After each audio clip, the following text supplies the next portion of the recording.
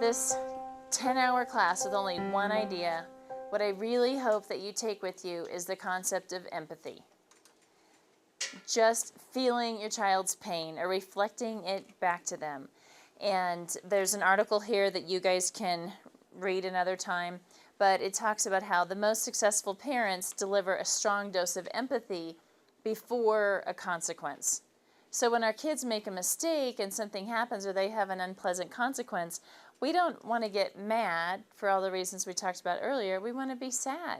And it is hard to watch our kids be unhappy about something. We need to deliver our empathy with sincerity and not with sarcasm. There's no place for sarcasm in parenting little kids. It's too complicated. You know, sarcasm, people have to know that you're kind of saying the opposite of what you mean or that edge, and little kids just don't get those cues. So sarcasm can be really funny for a dry sense of humor and adult interactions, but when it comes to little people, they don't get it. It goes over their heads and it can just sound kind of mean to them. So empathy prevents fight or flight, and it also maintains lifelong loving relationships.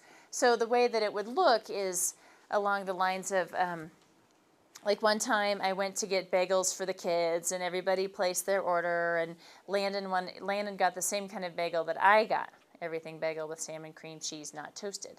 But the two bigger boys got like chocolate chip bagels. And so when I brought the bagels back out to the car, everyone was happy with theirs except for Landon.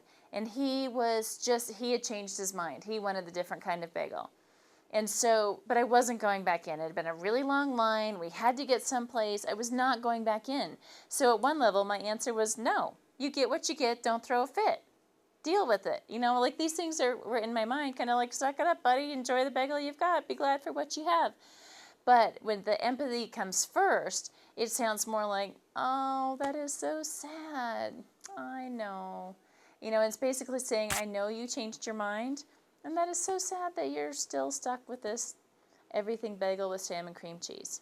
So some other ways it might sound is, like I remember one time Keaton had to practice the piano and clean the bird cage before he could have a play date. Well, then Cole, his buddy, invited him for a play date. And I had said, sure, you can go as soon as you've done your chores. And which is just a different way of saying, no, you can't go. You haven't done your work. You know, there's a part of me that can get my neck going and do all that. But it says, like, sure, you can go as soon as you're done.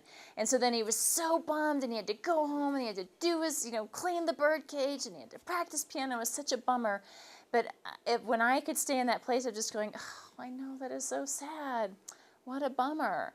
It kept me from becoming the bad guy. And it made him be going. Instead, he was probably thinking, darn, I really wish I would have changed the bird paper. Then I could have been at Cole's house. And so it just shifts it. It comes across as warm and loving. So when our kids make mistakes, there are just lots of opportunities to do it. When they experience the hard things in life, we want to be there and empathize with them.